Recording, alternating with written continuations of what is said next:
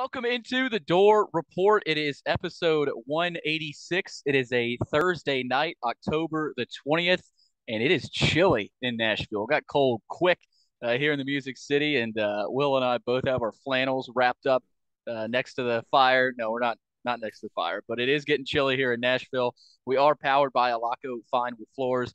Family owned and operated for more than 2 decades, Alaco Fine Wood Floors is Nashville and Middle Tennessee's choice for premium quality hardwood floors. Since 1995, Jimmy Alaco and his army of employees have embodied the approach of taking pride in one's craft and providing superior customer service, growing from a one-man shop to a team of 23 professionals who share the founder's passion for quality craftsmanship and customer satisfaction. If you're interested in contacting them, you can find their headquarters at 2505 Winford Avenue over in Berry Hill, or give them a call at 615-356-0303, or look them up on the web at alacofinewoodfloors.com.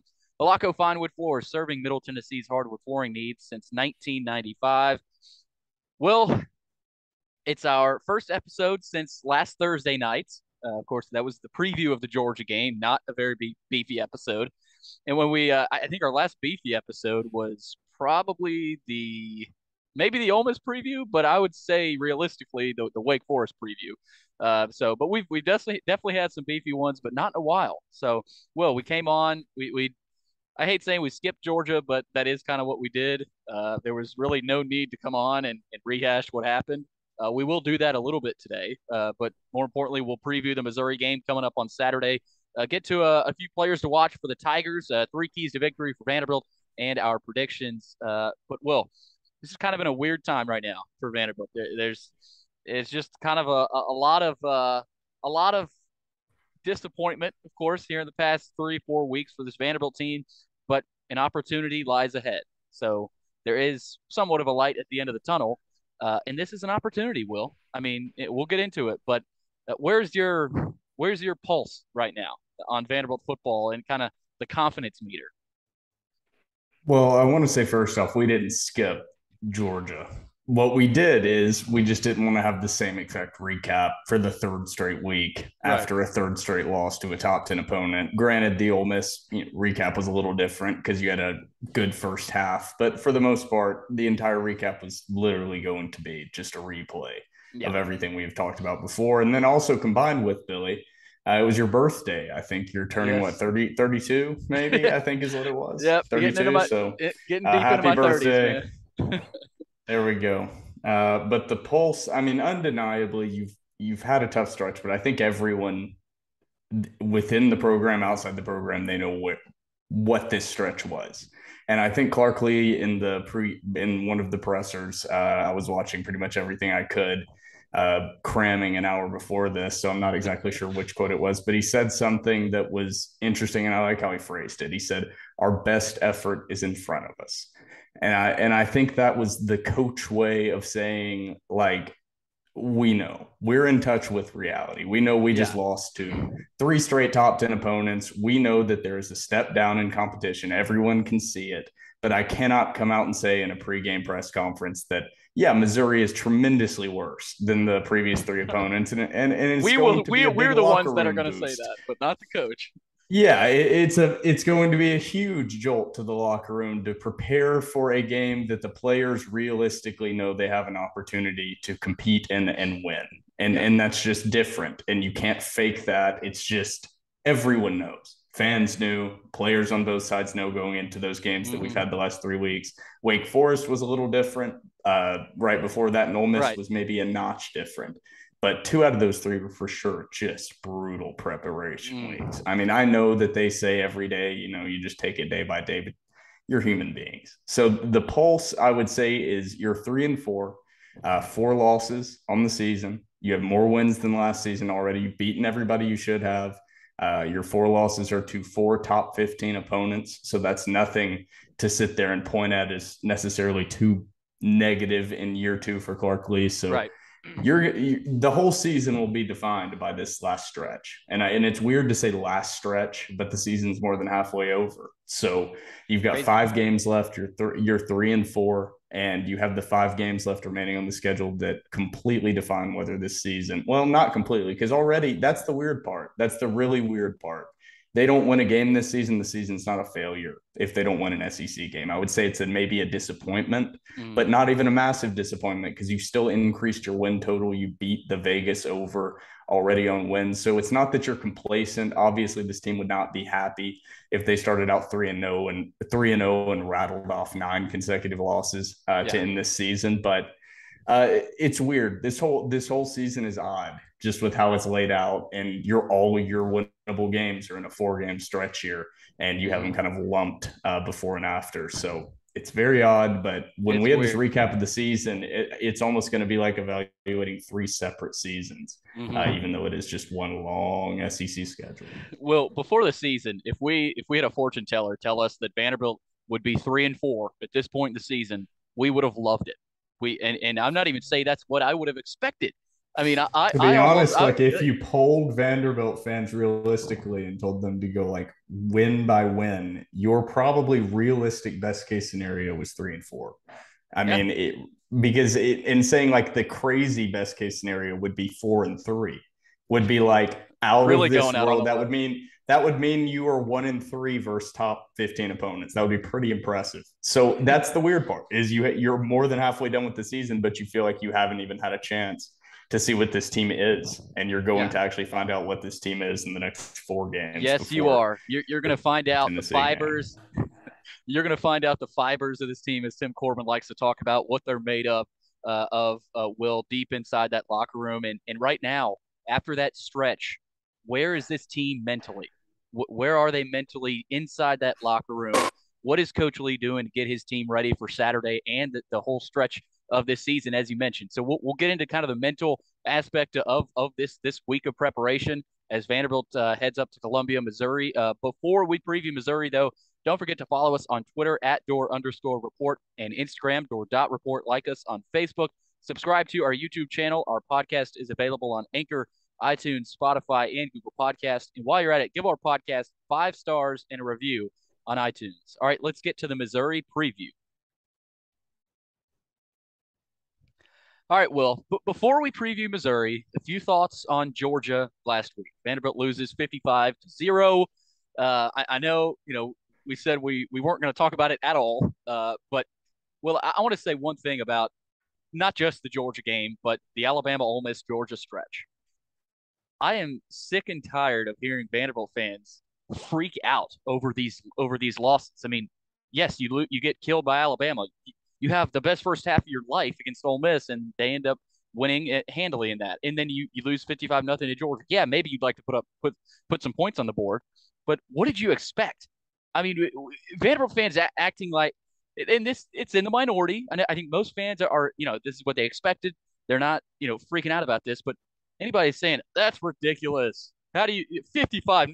Come on. I mean, I've seen a lot of that, and that's embarrassing. I mean, this is there's never going to be another stretch like this in the history of Vanderbilt football, and any team in the country would have probably lost that Georgia game badly because you just played Alabama, you just played Ole Miss.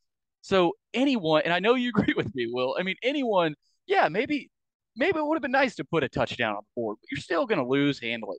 I mean, it's where this program is at. So I just want to throw that out there because I've seen a little bit of that. And I just point back to the realistic expectations for this team and for this program. Yeah, you lost 55-0, but my goodness, I mean, what did you expect anything different in that Georgia game? I mean, give me a break. I mean, it's not playing Georgia. It's not playing Ole Miss. It's not playing Alabama. It's having them all in the middle of your season, back to back to back. So that in Georgia being the last one, I mean, what did you expect? So I didn't come away with anything really else other than that from the Georgia game. They did have some opportunities, though, Will. Shepard basically dropped a touchdown. You saw the McGowan fumble. Bulovas missed a field goal. So, there were opportunities, but let's face it, they weren't winning that game. They weren't going to come close to winning that game. So I'm just getting a little tired of people talking about how, oh, this is embarrassing. I mean, come on, that's why we didn't recap it, because we know we're human beings. We know what is reasonable to think. So that's really the main reason why we didn't even really recap it. Yeah, the takeaways from me are that anyone that's talking like that look at the schedule. Anyone that's talking very disappointed in the outcome of the last three games are the same people that were extremely, extremely over the moon after beating Hawaii Yeah. handily, beating Elon sitting at 3-1. Is college football is very different than other sports. It's very college sports are very different than professional sports. And I think some people tend to forget that of the huge gap between some of the teams that are at the FBS level and just an average to above average FBS football team. So you had the high at the beginning of the season that I think most Vanderbilt fans that watched a lot understood, and you enjoy it. It's not something that I think we take for granted because there's years you don't have those experiences. You don't Mm-hmm. have easy wins no matter who you're playing. So you don't want to take it for granted. But we were sitting there and saying, this is not a facade. They've improved, but just don't get too excited. And then at the same time, you have to be on the other side and Yeah. say, if you didn't get too excited about these wins, you can't get too down about losing Right. to teams that most teams in the country would lose to, and about 60-70% would lose to by 4+ scores, like Vanderbilt did. So I think that's the main Yeah. takeaway is I mean, just move forward, learn from it. It's not saying everything is dandy afterwards. It's not like yeah. they're going to come out and I don't even know necessarily in this matchup against Missouri. I think we've been confident. I think you're going to learn a lot. And Yep. before we get into Missouri, but it's not saying that they're going to turn some corner in this upcoming stretch. They're still going to be playing SEC teams, but it's going to be amazing the difference that you see specifically from Immediately. the offense just right off the jump. I mean, you saw it against Ole Miss's defense, and you Mm-hmm. saw it against and well, you haven't really seen the defense have a chance to have any games off. But that's the thing is most SEC teams have one side of the ball. The ones that are the bad quote unquote SEC teams have one side Right. of the ball that they are dominant on, and the other side of the ball is shit. And that under Derrick Mason was the defense. Right now, Vanderbilt doesn't have either side of the ball. Missouri, for them, their offense is shitty, and their defense is really, Mm-hmm. really good. Specifically, their run defense in the middle of that defense. So it's going to be Vanderbilt's actually going to have areas to exploit against these opponents. For the last 3 weeks, has just been overmatched at literally every single position across the board. So it's going to be a breath of fresh air for Vanderbilt fans, but I wouldn't say expect Vanderbilt to come out and pull off an upset against Right. a Missouri team that they're sitting at as a 14-point underdog right now. Yeah. Which, I think home teams usually have the advantage. So I don't know if it's really 14 points that Missouri is better than Vanderbilt. More I like would more I like would say, 11, yeah, 10 or 12 is what 11. Yeah. Vegas, because it's about 2.5 points is the Right. normal 2.5, three Right. points. So the Georgia game happened. Well, Vanderbilt got destroyed 55-0. There's nothing else really to say in that game. Now, maybe if they score a touchdown or two, we have a little bit more to talk about. But there was none of that. So Vanderbilt has to regather themselves, get back to the drawing board, and prepare for Missouri. So that game will start at 3 o'clock. Will SEC Network? I mean, Vanderbilt's been at that time slot past 3 or 4 weeks. I feel like it's kind of nice that knowing when you're going to play every week. That is in Columbia, Como. Not maybe the most desirable city in the Southeastern Conference, but that's where Vandy has to go. I don't even want to talk about the last game there. I think everyone knows why. It is on the SEC Network. Vanderbilt is 3-4 right now. Will Missouri 2-4. So Vanderbilt has more wins than Mizzou right now, which is kind of interesting to point out. So that's maybe a positive heading into this one. But Will, Vandy's trying to snap its 24-game SEC losing streak. They haven't picked up a conference win since 2019. It was against Missouri, and it was at home. So this time it's on the road. Mo So I think, Hassan, yeah, Mo Riley Hassan, Neal. I remember it Cam, vividly. Cam Cam, Johnson on the little Cam out route. Johnson. I mean that feels like 6 years ago. It was only 3 years ago. So wow, 3 years since an SEC win. The Tigers, they're still searching for their first SEC win of the year. But Will, all three of their losses have come by single digits. So they've fought with Georgia. We saw that one, and they did open the season big over Louisiana Tech, 52-24, and then they got blown out at Kansas State in week 2. And after that game, we both told you. I remember texting you after that. We said, "Well, Vanderbilt, they definitely have a shot against Missouri." I mean, but then they go and compete against Georgia, and then kind of I think most hopes kind of went away, but each week is different. Will, I mean, we've talked about that before. Every week is totally different. Missouri lost to Auburn on the road in late September, and then they lost to Florida by a touchdown. I think that was last week, or no, 2 weeks ago. They had a bye last week. So, well, I think their most impressive game I just talked about it was the Georgia game. I mean, they had a 10-point lead against Georgia.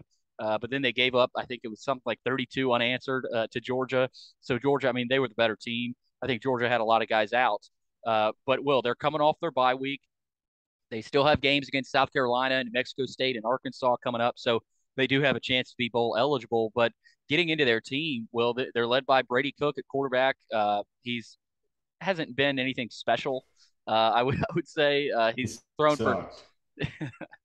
he's thrown for 1,212 yards. He's also rushed for 163 yards and 2 touchdowns. However, he's turned the ball over a lot, and that's what Vanderbilt has done this season decently well. I mean, they did it well last year, and they've got a good running back too, Nathaniel Pete, 379 yards, 2 touchdowns. So, Will, the offense just doesn't scare you at all. I mean, nothing Missouri has No, done. I mean, maybe a little bit, but I mean, the offense is compared to the offenses Vanderbilt has seen well, yeah, on their I say well, schedule. but at the same time, every offense scares me just a little bit. So Yes, with with this at the defense, current yeah, state of the defense, but continue. that is correct. So But I'm trying to point out some of the positives here.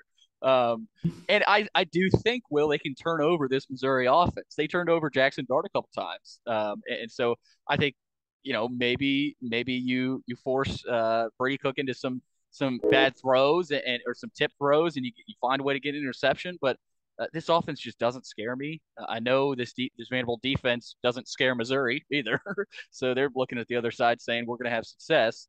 I think again this could be a shootout. Will, I mean, I've said that before about Vanderbilt games.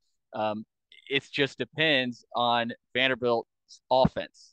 Can this offense for Vanderbilt do enough to keep themselves competitive in the fourth quarter of this game? That's the question. But before we get into that game, Will, Missouri, yeah, they got a good defense. They have a pretty good defensive front. I mean, they fought all game with Georgia, but they've also shown some weaknesses. I mean, they got demolished by K State. They lost to Auburn, who is awful. I mean, that was a disgusting game, that Auburn Missouri game, and then oh, they lose to Florida a couple weeks ago. So they've been kind of everywhere. I mean, they've had like that Georgia game. That was a good game, but I can't get a read on it. But at the same time, Will, we said this before the season. This is the game where Vanderbilt has a chance to compete, and I think they should compete. But then again, this defense is untrustworthy. I would say so. But Will, Mizzou, what does anything scare you with them? this is go might be convoluted, Billy. You might have to get me back on track because this has been developing throughout the week, really, as I've continued to read things. Because my initial reaction to just looking at the stats was I was disinterested in this game. Where Vanderbilt sits right It's now is gross. literally 126, 127 in every defensive stat you can imagine. The interesting part about Vanderbilt's defense, most of that is passing and most of that is giving up big plays. And that's the part of that Missouri struggles with. You mentioned Brady Cook has been decent. 3 of his 5 touchdowns this season passing were against Abilene Christian. Zero of his interceptions were against Abilene Christian. So take away their FCS opponent, which we as Vanderbilt fans know about quarterbacks padding stats against FCS Mm-hmm. opponents. Cough, cough, McCrary versus Austin P. Mike Wright And this Trent year. Sherfield. So Brady Cook really has thrown 2 touchdowns and 6 interceptions. Vanderbilt should be able to turn over a quarterback like that they're playing against in conference. Where Missouri's offense scares me a little bit is you have to stop Pete in that running game. Yep. I cannot remember the other running back's name, but he's very talented as well. Yep. But where Vanderbilt Cody really Schrader, I think. mm-hmm. Yeah. Yeah. And so Vanderbilt's run defense has not been that terrible. They haven't been great, but they have been put in tough positions they're just unable to send any real run stop type capability because everything is having to rush the passer or having to send extra guys into protection. So you can't really sit there and fill those run gaps. And they're still sitting at way better, like mid 80s in most of the run stats. Teams just aren't Yeah. running against them that much. They're like They top don't need to. 30 in opponent run percentage because Vanderbilt's pass defense is just so bad. It's just so bad. But that is Missouri's weakness. So as you run down the line of who Missouri has played, they have played Auburn. Auburn, not a great passing team. If you've watched them at all this season, that is probably one of the worst passing offenses in the SEC. Also, if you would add in their other opponent, who is Florida. Florida, Look yep. at their passing game. What I was about to say the quarterback's name. What is Florida's quarterback's name? I cannot Anthony remember. Richardson. There we go. He is a running quarterback, and they also not a good passing game. So Missouri's strength is in the middle of that defense, and all they have played, including number one Georgia, who is a mainly run first, dominate the line of scrimmage type team, they have remained close a majority of the time with superiorly talented run first, dominate line of scrimmage teams. That is not what Vanderbilt is. Really, what this offense is, even with Ramon Davis getting the amount of carries he has gotten, I think like 120 this season. He might be leading the SEC in overall carries. I think he might be up there. But that's really not what Vanderbilt is. They don't take snaps under center. They're not an NFL style running or NFL style offense. So really everything would point to this game being the game. You have kind of Vanderbilt's, I don't want to say strength on defense, but non-worst part of the defense is what Missouri's offense is really going to be focused on doing, which is running the football versus Vanderbilt's run defense. And then on the other side, Missouri's front seven is really good at stopping the run, but they're not necessarily guys. They're not edge rushers. They're not the freak athletes out on the edge rushing the passer. They are very good against the run game. So I think establishing the run or continuously trying to do the same thing you've been doing might be a mistake against Missouri. And you really are going to see what Swann's made of. This is going to be the game. This is the game that he will have an opportunity to really put his stamp on this program as a freshman, as a true freshman. He did it in the NIU game. Let's see if he can do it again here against Missouri. Let's see if he can. And I agree, Will. I think this Missouri, they don't have much of a pass rush, but they have stuffed the run pretty well. And they've been in some fairly low scoring games this year. I mean, they've made the game ugly for at least the SEC teams they've played. I mean, they really made it ugly against Auburn. They've really also played against just some ugly SEC teams. Yeah, I mean other I think Georgia, Florida and Auburn, we talked about it, Florida, Auburn, and LSU. I think me and you discussed it off the podcast. But Florida, Auburn, LSU were probably the most overrated teams going into the season. I think those were the three teams that I looked at that were ranked up there that I just looked at the offense, and they just don't have the offense. So they've played ugly offenses that have good defenses. It's going to be really weird because I think you're kind of sitting there the same way with Missouri. Is they're like, what the hell is going on with this team? But for a completely different reason, not because they've performed as expected, because they have not performed as expected against anyone. Yeah, and Will, these are two basically dead fan bases. I mean, Missouri's fan base is essentially dead. Vanderbilt's has been dead for a while, and they're both just mentally not there. I mean, this crowd, I really feel for it. I mean, this crowd's going to be awful. Well, and Missouri fans, they don't like Coach Drinkwitz. They are fed up with him. I was listening to Missouri Sports Talk Radio. I saw a clip on Twitter a few days ago, and one of the sports talk hosts, one of the hosts goes, they're like, "Oh, it's Vandy week," and so, and under his breath, kind of, he says, "I hope we lose." like they're at that point. They said, I hope we lose to get rid of Drinkwitz." So I think this is a team. This is the type of team that's reeling. They haven't had an SEC win. Maybe Vandy can just add on to that snowball, and we'll see. We'll see. Well, I'm not getting there yet. This team in that Auburn game, you said it was ugly. That may have been the most disgusting. It was probably the worst played SEC game of all time. That was, as a Vanderbilt fan, but everyone watched it. I don't say this loosely. That may have been the most disgusting loss I've ever seen a team have. It was worse than any Vandy loss. That was one of those that's like the fumble at the end.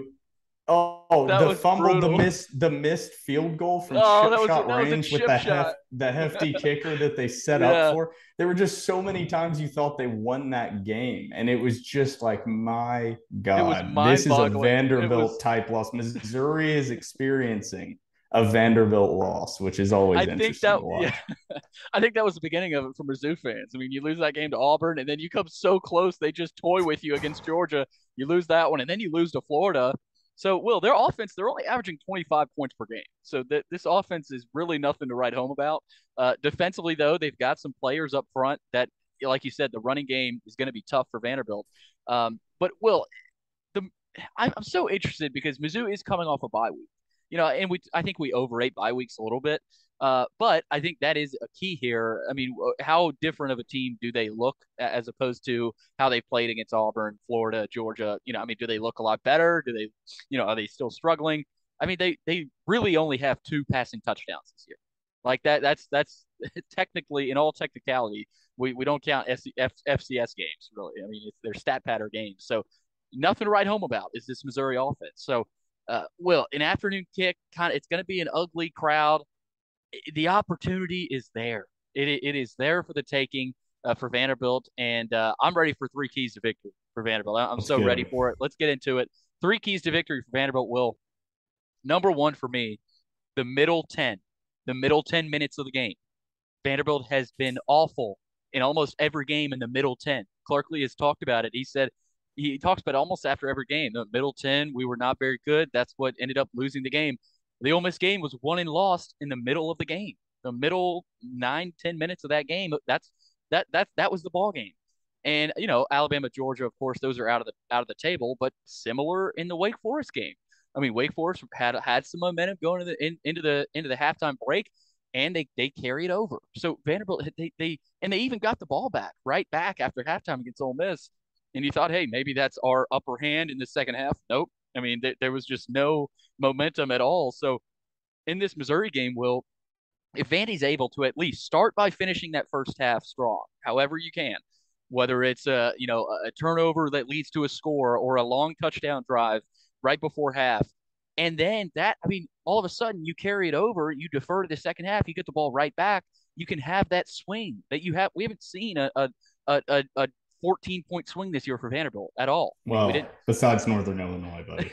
Yeah. Okay. Besides, like one of the best swing I may have ever seen in Vanderbilt football. Besides What a that swing. one, Other than that, lately, you didn't see it against Ole lately, Miss. Ole that Miss, feels like I said, that feels like a different season. yes, I yeah. said it I feels like forgot about three it. seasons. You have the first four, the middle three, and then you have the last five. That That's is why this season, I keep or the three separating. seasons within the I season. keep separating those into seasons, and I mean I completely agree with you there. But I just think, well, if they do that, you give yourself automatically a chance to win this game. And the middle 10 is so important because Vanderbilt has gotten off to good starts, other than Bama and Georgia and Northern Illinois. I mean, they got off to a good start against Wake, got off to a good start against Ole Miss. Not a great start against Hawaii, but it's Hawaii. So I just think you've seen good starts from this team. Well, you've seen it before. They have done it before, but carry it over. Have a good overall first half, and then carry that over into early in the second half. So I just think, well, that's important. The middle 10 minutes of the game, they just haven't been good, and especially early in that third quarters have really not been great lately. I mean, other than Northern Illinois and that win, but I mean, you look at the Ole Miss game, Bama and Georgia, of course, and then Wake Forest as well. The beginning of that second half and then rolling through the third quarter, they just haven't been good at all. So I think the middle 10 minutes of the game is gonna tell the story as it does in most games. So I think if they do that, they automatically give themselves a chance to win. And you say you can take control of the game in the middle of the game, and you can put your stamp on it, and any sort of momentum late in that first half, got to carry it over. So I think the middle 10 minutes of the game are going to tell the entire story of this game, and that's why it's my first key to Vanderbilt getting a victory on Saturday. I'm going to go off script, off what I've written down, Oh, because I pretty much hit on my three keys throughout the preview of kind of recapping Georgia and leading into this game. So we have to adjust it just a little bit, but I'm going to say start fast. And you mentioned it, and I'm going to say that 10 minutes in the middle is going to be a chance to step on the opponent's throat if you can start fast. Because what Vanderbilt has seen so far, especially in the last three games, have been teams that even if you start fast or get that first stop, which they have competed early. I mean, they got a first stop against Bama. They in the first quarter weren't getting blown out by Georgia. Of course, they were up against Ole Miss, and I think that's what you were really hitting at. But they've been playing top 10 teams that know that they know how to win Right. and know that they can turn it on, that they can get huddled together and pull it together. Teams that are competing and have seen success this season against good teams already and in the past under that coach. That is not Missouri. So if you come out and have a start like you did against Ole Miss, this Missouri team is going to roll over and die. And you can't have a loss like they did against Auburn and move forward, just completely separate yourself from that. That was a season changing loss. Mm. And anyone that watched it felt it. You felt the soul of this Missouri team leave. And that's one of the things that it's not like they're going to lay over and quit, but contained within that start fast is this game means a lot more to Vanderbilt than it means to Missouri. Like you said, their fan base maybe isn't behind Drinkwitz. They've seen a few wins. They just competed against Georgia. If Vanderbilt comes out and is able to get up, 10-0 or 14-3 early, this game means everything to this Vanderbilt team. This can make this season fully viewed as a success. If Missouri wins this game, that's not how this is going to be viewed by that fan base. This isn't going to save his Right. job. It may be one of the nails in the coffin, but this game really doesn't have an overall effect that can be positive. And you don't have the positive outcome or positive Yeah. benefit. So start early, connects to your Q1. Once you do start early, control that middle 10. Yeah. There's no buzz for this game. No. I mean, the Wake game, there was buzz. Even that Ole Miss game. I mean, hell, there was buzz for that pregame. I mean, heading into that week. So the buzz isn't there. I think Vanderbilt thrives in those types of games. There's no buzz, and let's face it, there's not going to be buzz in most of these games down the stretch. But I think there is buzz in the locker room. I just think mentally right now, I know, yes, you're beat up mentally, you're destroyed mentally, but I think down the stretch of last season proved to me that this team doesn't quit and they won't quit. It's not in their DNA. It's not in Clark Lee's DNA. So, getting a little tangent there, Will. But my second key as I roll in here for Vanderbilt is cash in on your opportunities. Take advantage of the opportunities that Missouri gives you. Clark Lee talked about it on Tuesday at his presser. He said there were opportunities for us against Georgia. We dropped the touchdown to Shepard there. McGowan fumbled. I don't know if he was in the red zone, but they were on their way to maybe scoring. And McGowan fumbles, and then Bulovas misses a field goal. So all of a sudden, you could have 17 points right there. I mean, you really could. So I know that's against Georgia, but we've seen it before with this team, Will, in the Ole Miss game.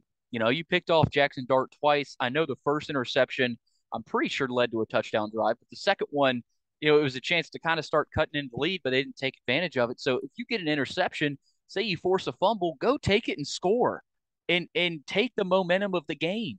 And when you get that opportunity, don't get nervous. Don't shit yourself. Just go out there and do it. I mean, go out there and take advantage of what Missouri gives you, and take that as, hey, they're giving this win to us. Let's go take it. Let's go. I love the fact that you said this Missouri team is beat up mentally as well. This is a battle of two mentally destroyed teams. I mean, that's why this game is it's probably going to be gross. I mean, any game Missouri plays in is likely to not be fun to watch. We're going to be watching it, but well, I think Vanderbilt just has to cash in. If you want to win this game, if you want to even be competitive in this game, you get in the red zone, go score. No field goals. You get an interception, a pick six that gives energy to the team. Keep that energy going. Keep it going. The energy at the beginning of Wake Forest, all after that Mike Wright interception, every ounce of air went out of the balloon there. You don't give up that big play, that big momentum shifting play to Missouri. Be the team that does that to Mizzou. Take their soul again. I mean, their soul's already gone, but I mean, put them 6 feet underground. I mean, kill Missouri in this game because if they're not dead already, make them. I mean, that's what Vanderbilt needs to do here. The opportunity is there. So, Will, I just think when they give you a gift, open it up and take it. I mean, cash in on those opportunities. and take it to the bank, because if you don't, we saw what would happen against Georgia. They were going to lose to Georgia either way, but maybe if you cash in on your opportunities against Georgia, it's a it's a 40-17 game. It's just a little bit closer. So they have to do that. Will, we've talked about the razor thin margin. Clark Lee talks about it all the time, that their margin is so small. It's minuscule. And so you have to eliminate that by taking advantage of the opportunities and not making that margin so small. Let's make it a little bit bigger, and it is bigger against Missouri. Let's face it, it's the Missouri Tigers, the one team that you have had, some relative success against here in the past 5 years. And go take that. And Will, I didn't want to mention this, but think about the last time. I know Clark Lee wasn't on the staff, but think about the last time you were in Columbia. I know there's some players that were on the team there. Think about the last time. I mean, that was really the nail in the coffin for Mason, and it was kind of the death note for Vanderbilt football. But Vanderbilt's not, they're not dead. I mean, they're led by Coach Lee, a guy that played at Vanderbilt, and like I said, quitting is not in this team's DNA. They're not going to quit. I don't expect them to just lay down and say, "Oh, we've been beat up these past few weeks. We're done mentally." No, this you can't have that. Uh, in order to provide some hope for fans, you've got to take advantage of those opportunities, Will. So you got to cash in on those, because if you don't, you're going to lose. If you do, I'm not saying you're going to win, but you give yourself a chance.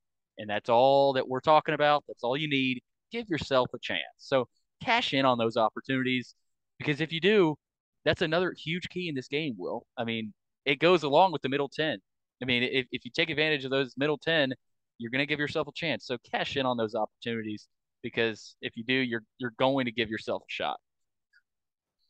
I was pretty excited about my key number one, which was this. I like when I have titles that I'm pretty proud of. So I think at one point I was pretty proud of my Sing the Swan song or whatever. Oh, that was good. This key number two, which was actually my key number one, is going to be Let Swan Spread His Wings and Fly. And what that is really going to get to is, we always talk about it's a little bit different at Vanderbilt. Okay. James Franklin was the first coach that really got that.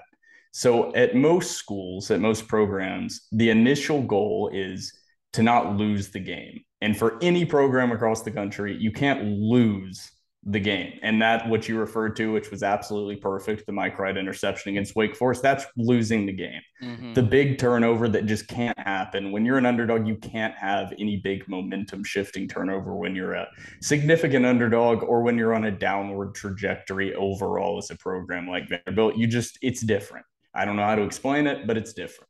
But for every program, you can't just give up the gigantic momentum shifting pick six followed by consecutive stops. In the Ole Miss game, it was the backwards pass. You can't do that. So that's number one. Number two is, most teams, and most really good teams, then make the opponent lose the game. So that's the goal, is to force the turnover from the opponent, to force the mistake. They don't capitalize on X, Y, Z. That's what the really great programs do. That's what Alabama does. They don't lose the game. They don't typically make the mistake. Tennessee this season, they were better at that in that game, is they forced Alabama to make the mistakes and not capitalize, and Tennessee capitalized every single time. What Vanderbilt has to do, game in, game out, no matter who they are playing, is they have to not lose the game. They have to force the opponent to lose the game.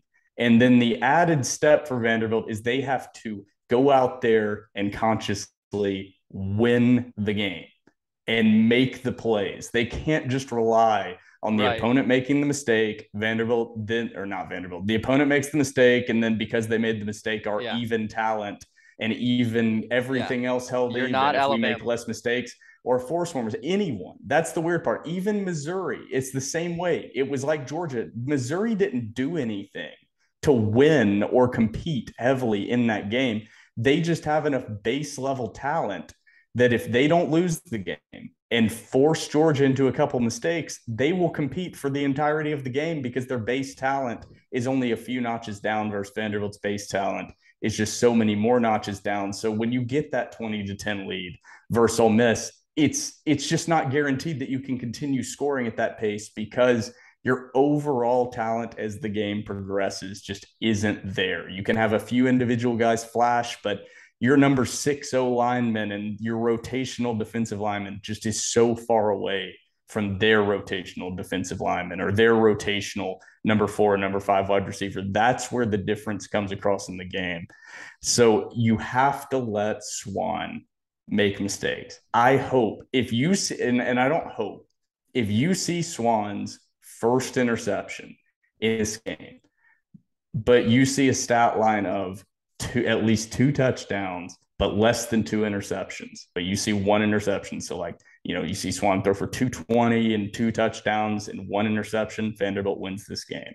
If you see it where Swann throws for 140 and 2 touchdowns, 0 interceptions, Vanderbilt loses this game because they will not be able to establish a run game against this Missouri front. They just won't. They won't be able to move those defensive tackles. Darius Robinson, and I think the other dude's name is completely slipping my mind. Jane, I don't know. You can maybe look it up. I can't even open anything else up because Zoom will freeze up if I look it up on ESPN. But you have to allow Swann to be put in positions to make plays and make explosive plays. But the other side, the flip side is he might turn the ball over. I think it's time to see and let Swann make the mistakes. And I don't think that they've really limited him that much. I think you've seen him continuously avoid, by the grace of God, that first interception against Georgia. I mean, he had a couple that should have been intercepted. I don't know what magical dust he's sprinkling on the ball that prevented the Georgia defensive backs from picking off a couple of those, but it didn't happen. And it's going to happen eventually. And he's going to have a couple games that make you go, holy shit, this guy sucks. That's going to happen with a young quarterback. I vividly remember going into Kyle Shermer's junior season and being undecided if he should just be handed the starting job going into his junior year. And he made the jump in his third season after starting as a true freshman or starting as a freshman, starting as a sophomore. And then he made the jump in his junior year. You've got to remember AJ Swann is a true freshman. He just hasn't made true freshman-like mistakes. He's played more like a game-managing junior quarterback than he's played like a true freshman quarterback. And I think that's a pretty good sign for a Vanderbilt team that just really needed stability at that position. Now it's time to take the handcuffs off. Let's just let it fly. And if you turn the ball over and you lose, at least you lose. At least you lose. At least you lost. Being aggressive, which is how I think Vanderbilt fans are just tired of losing by 1,000 cuts. I think that's really the big thing is in these games against Missouri, they're exhausted of seeing Missouri average 6.5 yards a carry and just run the ball down Vanderbilt's throat and the final score be 31-14, 31-13. Those are way more disheartening than seeing Vanderbilt turn the ball over 3 or 4 times and lose 45-21. I think that there's a very big difference in how Vanderbilt looks on that final scoreboard. It's a big difference between how they look on the final scoreboard and how the game plays out. I think is really going to determine it. So that was a really convoluted key point number 2. But looping back, let Swann throw the ball. Combined 2, he's got to work Shepard into the offense, which was also written down there. Oh yeah, let it fly. Just let it fly. If you're AJ Swann, Darius Robinson and Jaden Jernigan. Those are the 2 Missouri beasts up front. They've got some good linebackers too. In this defense, they're an above average team, really in every major defensive stat from yards allowed like per carry. So rushing defense, that's where they're at. I mean that's where it's at from Mizzou. So and that's Vanderbilt's strength, I think, to running the football. And they want to establish the run, but if they can't do that against Missouri, that makes it a lot harder because then a passing game they're sitting back there making AJ Swann beat them, but that's why this is his chance because we think he can do that, and there's going to be chances for Vanderbilt to beat Missouri on the outside with Shepard and even McGowan. Man, feed McGowan in this game. That should have been one of my keys. But my last key here is defensively. Defense has been putrid, to be kind. I know you're playing Alabama, Georgia, and Ole Miss, but there's just been no signs of life. So I haven't had this yet as a key, but simply put, will tackle the guy with the football. Vanderbilt has been an awful tackling team, and they've had chances in the backfield several times. Even against Georgia, where they get a guy. I mean, they get a little bit of pressure, but you just can't make the tackle. I mean, against Ole Miss, where they broke out a couple of big runs, they had a guy on him, but he just slips it. It's like Will Shepard, like you describe Shepard, he's slippery. Vanderbilt, they've got to tackle. You get Worship up there, or any of the linebackers. Anthony Orgy's really done, I mean, a phenomenal job. But other than that, you've got to tackle. When you have your chance outside, and it's a one-on-one, and you miss the tackle, more times than not, that's a touchdown. I mean, you're one-on-one. Vanderbilt needs to make one-on-one tackles in this game. Corners on the outside, safeties. If you got a guy, the running back's loose, you got to make the tackle to save the play. Make the tackle, because if you don't, he's gone. That's six, and the margin is so slim, not only on offense but more so on defense. The margin is just so slim because you're not getting pressure. And when you don't get pressure, you're forcing everybody else to make every tackle. And I know it's hard. I mean, this defense, it's got to be hard. And so I'm not gonna, I'm not looking at Nick Howell say, hey, let's see some better schemes. Let's go. No, I mean, this is, we've talked about that before. This is Vanderbilt. The players, I think, at some point have to step up and say, hey, we got a guy one-on-one. We got to make that tackle any way you can do it. And so I think that's going to be big, Will, because Missouri's going to want to run the football. But I've said that before, when heading into Vanderbilt games, and most teams just decide to pass the ball because Vanderbilt's given up 400 yards passing every game.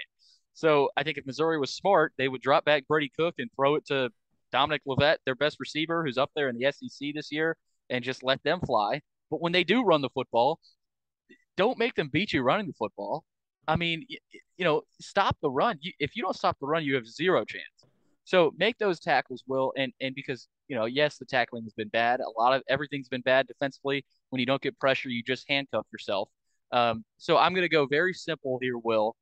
And I'm looking at Max Worship. I'm looking at Lucien. I'm looking at Kane Patterson. I mean, I'm looking at even Orgy. I mean, anybody back there on the back end of that defense, you get a guy one-on-one, make that tackle, because, like I said, more times than not, the guy's going to get loose and he's going to score because he's faster than everybody else. And they do have a couple good running backs, but they're not burners. I mean, they're not. I don't think they scare you. But then again, with this defense, I think every team should scare Vanderbilt defensively. So, Will, I just look at that game, and as important as it is for Vanderbilt offensively in this game, I think we know what they're capable of. But defensively, if you don't play better defensively, you give yourself no chance in this game. So defense has to step up, and that starts with tackling. Simple as it is, you get a guy one-on-one on the outside, make the tackle, and even if you don't, have a guy out there. I mean, just you got to swarm. So I think make the tackle, Will, and make the one-on-one tackles in particular, because oftentimes that's what teams do against Vanderbilt. They get the ball to their best playmakers on the outside, and they say just run past Vanderbilt's defense. That's literally what teams have done. They've said swing past the running back, go beat their guys on the outside. So I know it's easier said than done, but defensively for Vanderbilt, I'm not going to look at Howell. I'm not looking at the defensive coordinator. I'm looking at the players on the field that are out there making plays. Make the tackle when you can, because if you don't, it's going to be six, and that's another touchdown on the board for Missouri. So I know you're not playing Alabama or Georgia, but tackle the guy that has the football trying to score. I don't know how well this key number three is going to come together. So I'm just going to give my key number three, which is make Brady Cook beat you. Obviously, we already hit on the Abilene Christian stat, which is where he picked up most of his impressive stats, which are 331 of his yards, I believe. And I know three of his touchdowns on the season are from that game. Yep. Sorry, I'm burping away here. That beer. I don't usually crack a beer, but I don't work tomorrow, so I'm cracking a beer on a Thursday. I'm a wild man. But the other side. So that absolute crazy. It's the wildest thing I've done in my life, Billy. I'll tell you that. It's a beer on a Thursday. But getting back to my keys are that was my basic key number three. My asterisk on this is going to be don't make me look stupider than I already look on a day-to-day basis. And that's going to get into my prediction. I looked really stupid against Mississippi State last year when I predicted that Vanderbilt was going to be the game. That was your win. That was a lot to do with honestly, I thought Mike Leach had really gone off the deep end. That was more a thing against, and also there was like this whole never mind. I don't. There was this whole girl with like never mind. But Never mind. getting back, getting back to the prediction, I looked stupid back then. Okay, this is another time that I look at the stats. I know I'm always a data guy, but I'm also like they got that dog in them guy, and I'm both sides of the bus, looking at both perspectives. This team is ranks in the bottom five in every freaking stat, every fucking stat I can find. This Vanderbilt defense is bottom five.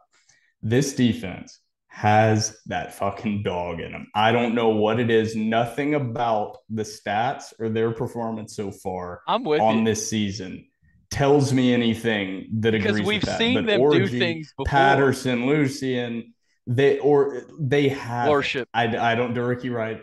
They to what? worship. I mean, worship Yeah, too. Yeah. worship. I Mahoney. mean, Derrick Everybody Wright, has he's that been headhunting. I don't know how to really put it into words because it doesn't put into words because it doesn't put into data at all. But this is the game that throw the stats out the window. Look at what Missouri has really done. Their defense is solid, but look at the offenses they have played.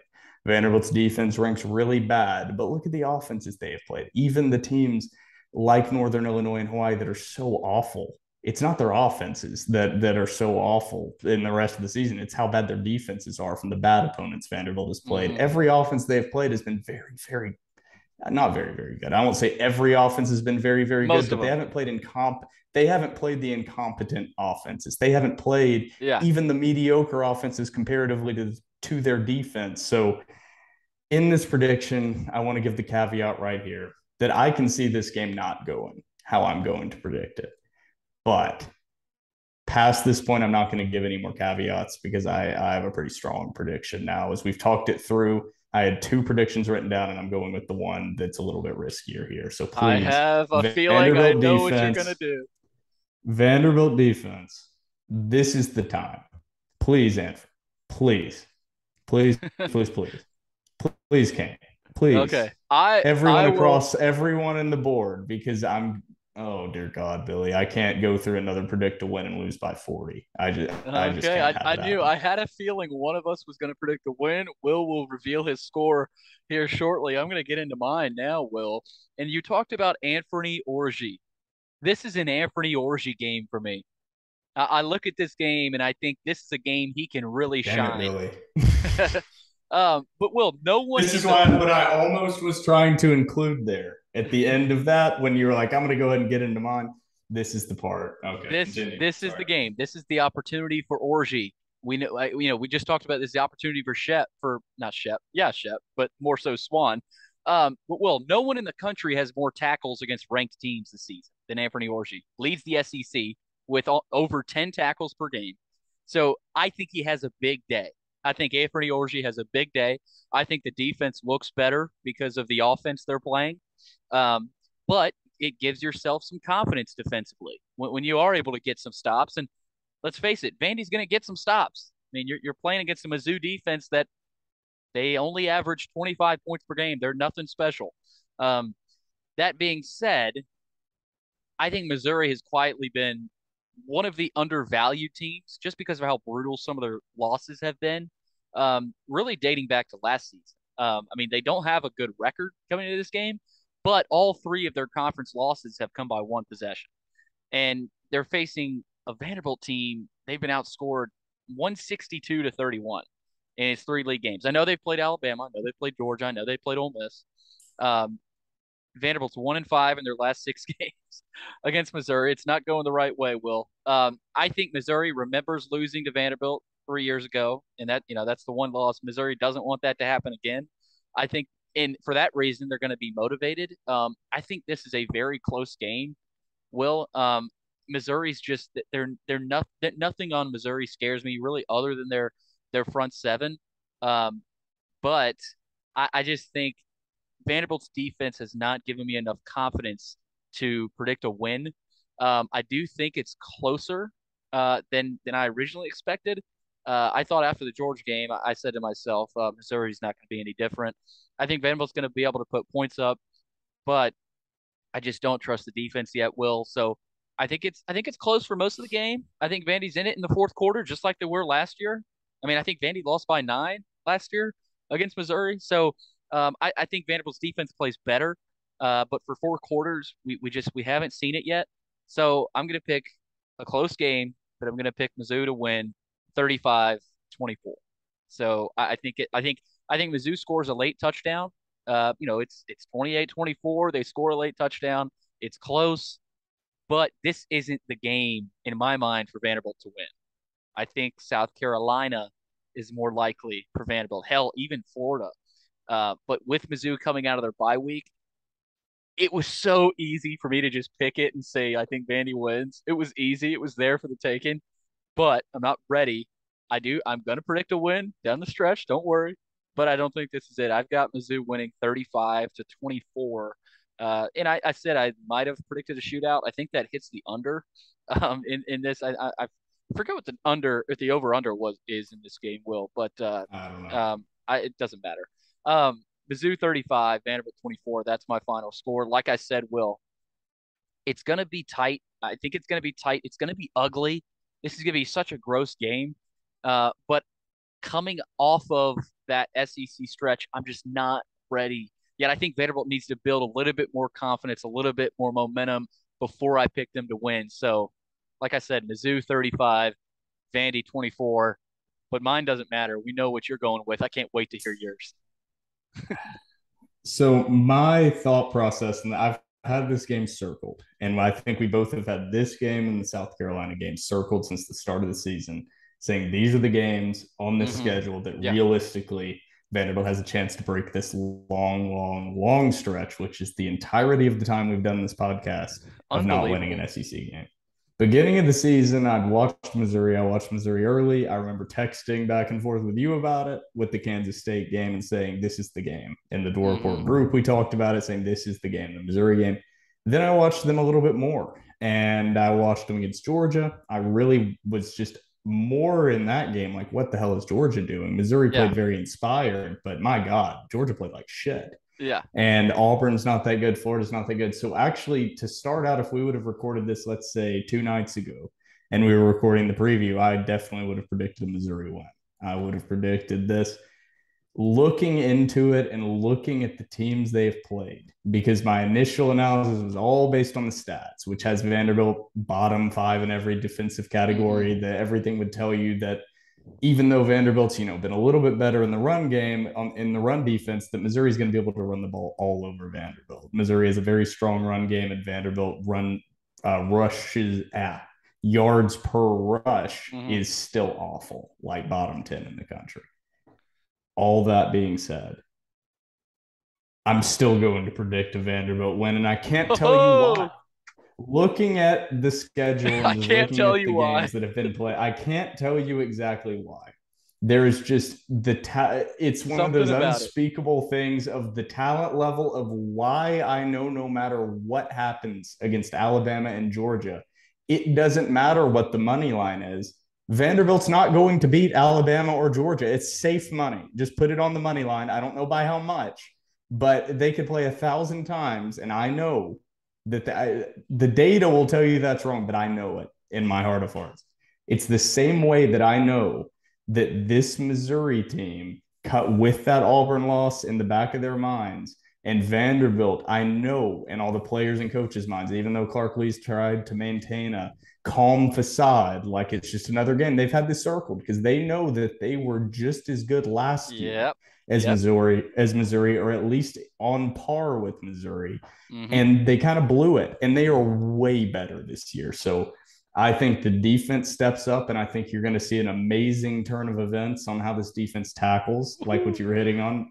Guys will not an amazing turn. Like they're not going to be good. They're just not going to be bottom 5 in the country because they're not playing top 5 in the Mm-hmm. country. So I'm going to go with Vanderbilt. I've kind of swayed. The Vanderbilt win is the main part, but I'm going to go Vanderbilt 24, You don't need a score. It just Vandy Missouri wins. 21. I think I'm going to put a pretty What was it? hefty money line. Vanderbilt 24, Missouri 20 or 21. I'm going to go with 21. Okay. But I How much? think How much? that How much money are you putting on the money line?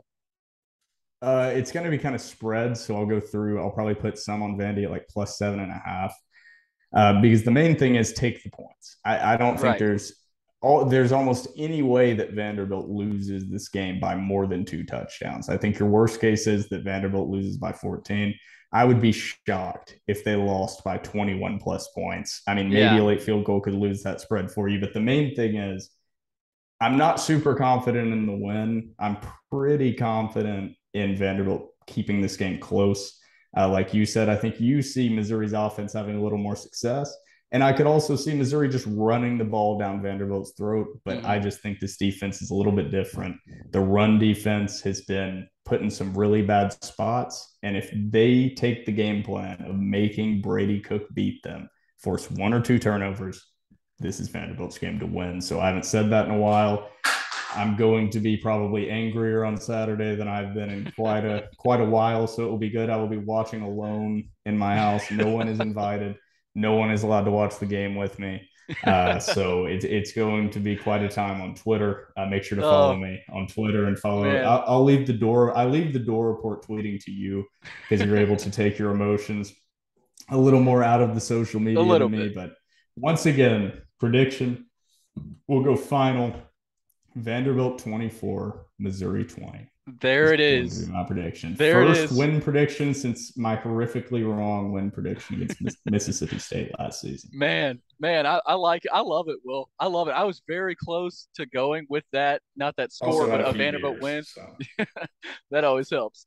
But Will, I got to ask you, what kind of whiskey are we drinking on Sunday after this? Because we're getting together, we're doing a live podcast together if Vandy wins this game. I mean, I need to start. We need to start thinking about that. the What's I mean, what are we the going with brown here? kind, Billy. We'll go with the brown kind of whiskey. I'll let you choose from there. Okay, I'll choose from there, Will. But man, I was close, Will. Like I said, I this Vanderbilt team this year, this is not the Vanderbilt team of last year. They're different, and they Also, lost you by did 9. take my other prediction, Billy. You exactly took what my other prediction was. The I score? had I had Vandy with the same amount of points in both predictions, but I had Wow. Missouri running the ball better. So I like that you took the other side. We're I this think it is would a have been it's a pretty safe boring bet. if I came out and said my initial one, which is like Missouri 31, Vanderbilt 24, and you were like that. So at least we have a split here. We can actually get a difference in our win loss record Yeah. versus what Oh my. versus what actually happens on the field, Billy. We haven't had differentiation recently because I mean the When's the outcome's last pretty much time? decided. When's the last time we made opposite picks? Was it Wake? No, it wasn't Wake. It was it NIU? Have we been opposite this year yet? No, I No? no because Wow. no, it was Mississippi State. It was when I predicted Mississippi State. That's the Oh, because that's every the other last game, opposite I game. know both of us predicted a loss versus Wake Forest. I predicted a Yeah. win versus NIU. I'm pretty sure you did too. Yeah, I did too. So So we've definitely this agreed. I is mean, every game has been like pretty obvious which side you can go on. This is the yeah. first time, which is why this preview is interesting. I think people will be pretty excited Hmm. because there's actually storylines and matchups to follow that will affect the outcome of this actual game, not just down the road for either Man, team. this is where the tables could turn this season for Will Byrum. He's picking a Vandy win 24-21.